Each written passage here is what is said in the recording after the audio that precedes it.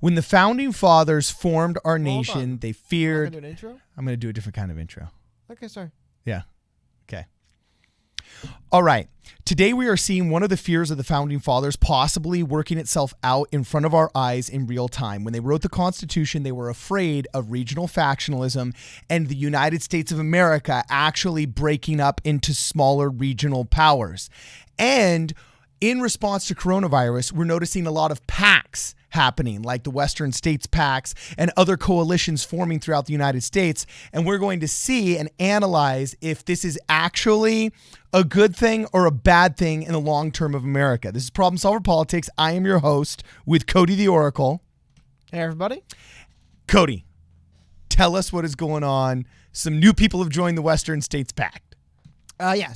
For those of you guys, because I will admit, I'm being critical of this film. They've been kind of radio silent for a while, but back, I think, a couple weeks ago, earlier in April, several states joined together to make the Western States Pact, and today, that list grew. So today, first of all, I want to show this. Governor Sisolak of Nevada announced that Nevada will be joining California, Colorado, and Oregon in the Western States Pact, but really, we're seeing Colorado and Nevada both joining the Western States Pact. So just...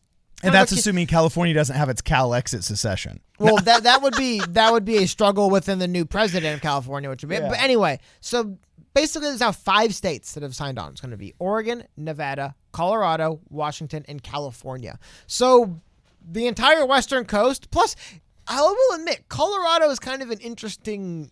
We're kind of leapfrogging, we're kind of cutting across a little bit. Yeah. We're missing some states. But the reason why I went back to show you guys Nevada is something particularly interesting to me about what's going on with Nevada joining this Western States Pact. And that's one of the facts that, pretty,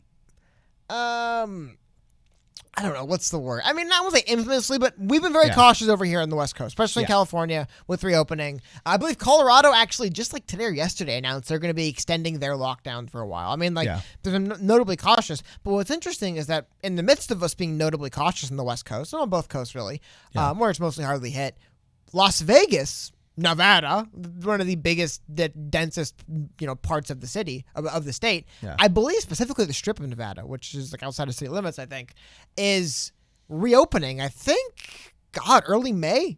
Like Treasure Island, I wanted to say early May. Oh, hold on. I think early May they want employees to start showing up to kind of get it ready, and then like mid-May, so a little less than a month from now, we're going to see it happening. So I just thought that's an interesting fold. But you were bringing up earlier what the other significance of this is, and the other kind of greater significance of this is the fact that we've already seen. Well, I guess not already. I do believe California. We might have been literally just kind of like the time change behind the East Coast announcing their pact. But most recently, we had 7 Midwestern governors announce their states will be coordinating on reopening. These 7 states would be Michigan, Ohio, Wisconsin, Minnesota, Illinois, Indiana, and Kentucky.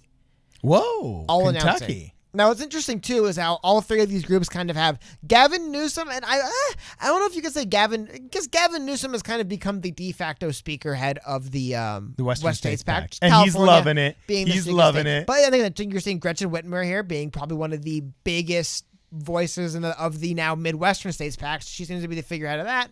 And then, of course, we also have 7 states on the East Coast that are joining together, which, will mostly be led by Andrew Cuomo. What I thought was interesting, though, is check this out. So this is the governor of Delaware, former home of Joe Biden, I believe. Yeah. I'm former. Does he former, still live there? He still is. Yeah, he's a Delaware boy. I'm more the former represented by Joe Biden. That's what I meant to say. Anyway, talking about why he joined, and this was very interesting to me.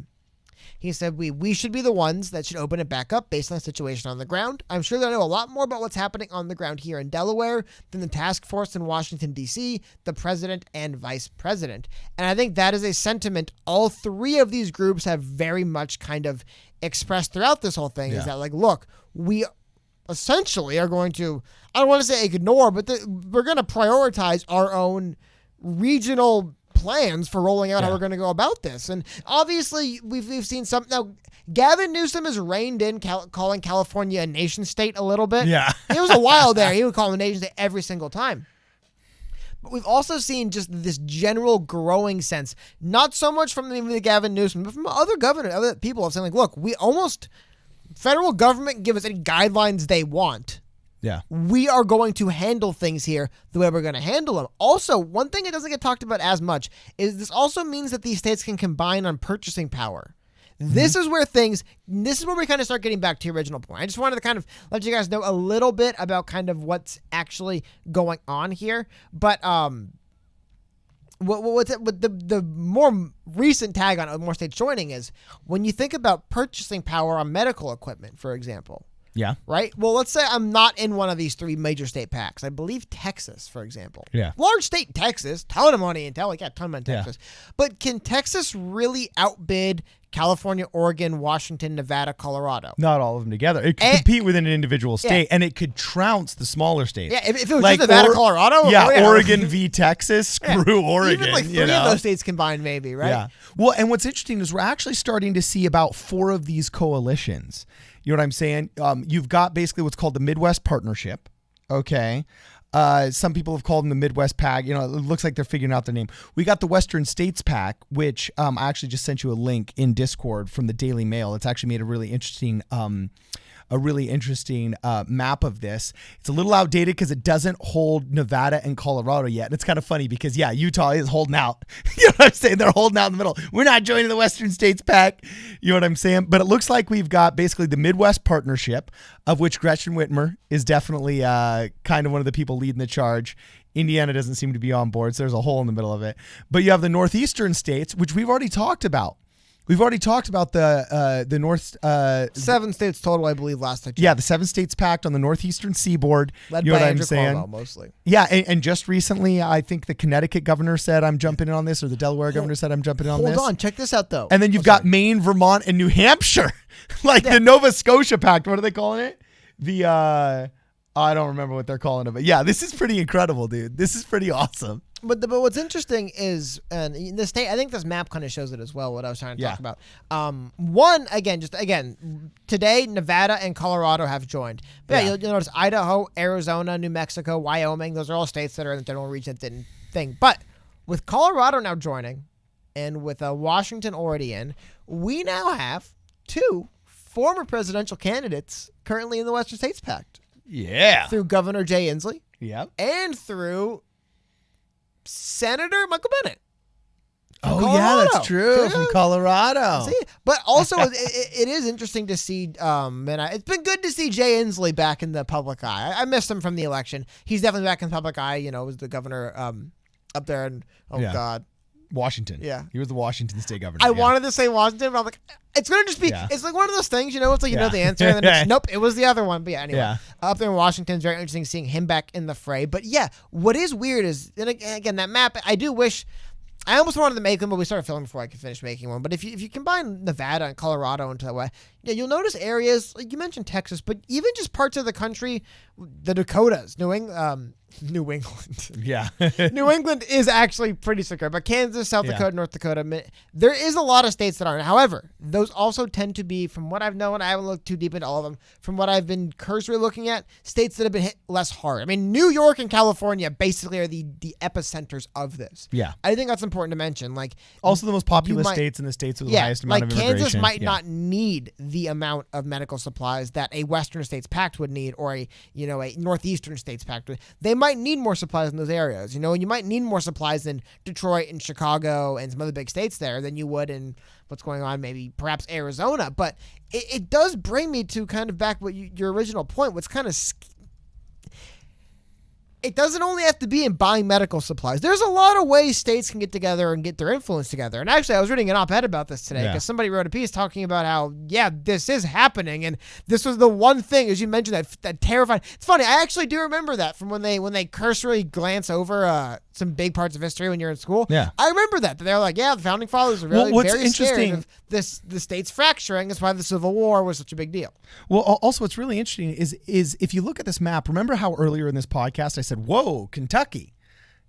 When you mentioned that Kentucky had joined with the Midwestern Pact, that's very odd because so far all of these pacts that have been forming based around cultural commonalities. Okay, I'm actually going to send you another image right here. It's so cool. We're getting all of this stuff on the fly. But the reason why I said whoa to Kentucky was because Kentucky's part of the South. Midwestern culture is drastically different than Southern culture because the river that separates Ohio and Kentucky was the Mason-Dixon line. And if you actually look historically, famously, there was that Russian scientist that suspected that America ultimately would break up into its 7 different cultures. Russian? This was back when like things were real crazy in 2016. But I think his hypothesis was wrong about America breaking up into different cultures, but his analysis of the different cultures was not wrong. That Western culture is starkly different from Midwestern culture, is starkly different from Southern culture, is starkly different from urban New York culture, which is different than the Northeast, which is different than deep South Miami and the French Quarter of Louisiana. And he correctly pegged the different cultures within the mainstream culture of America that has existed. And so far, the Western States Pact, the Midwest Pact, and the Northeast Pact have all stayed true to those cultural commonalities as they've drawn their political barriers. The only one that has defected so far outside of its culture into a different political alliance looks like it's Kentucky. Well, also, though, I mean, that is an interesting point, but I just think... I mean, do people in Minneapolis have more in common with people in Kentucky than people in Georgia have with people in Kentucky? I just think you're overlooking a couple 100,000 miles or a couple thousand miles of something else that is unique about Kentucky in this instance. Okay. Maybe not that much. I think we're also seeing states that border each other. I think that's a big thing, too. Yeah, I mean, Kentucky borders Tennessee. Okay, but Kentucky borders Virginia. It's not aligning with Virginia. It's not aligning with Missouri. We have not seen I've heard rumblings. We haven't seen something form. I just think the bigger thing is Kentucky shares a border with Ohio and Illinois. Is this what all those crazy people in beat up trucks in the South saying the South will rise again with those bumper stickers? Is this what they've been talking about?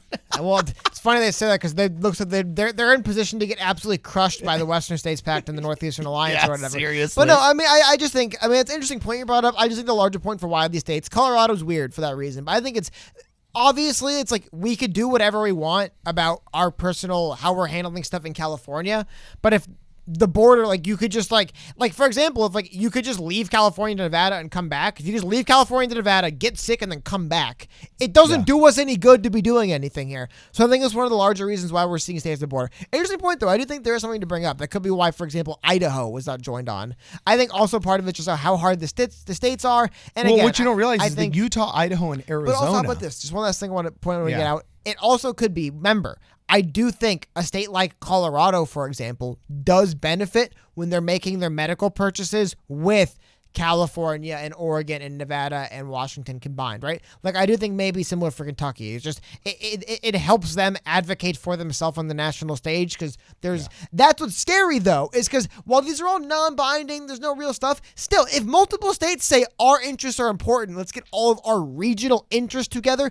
As far as I know, there's nothing in the Constitution saying that multiple governors and senators and Congress people can't be friendly with each other in certain regions and advocate for regional politics because they do. But what happens when we kind of start drawing the lines a little thicker and start naming the states that are in these? It's not just, people in that area. It's like, no, people in the Western States Pact operate that way. I don't know.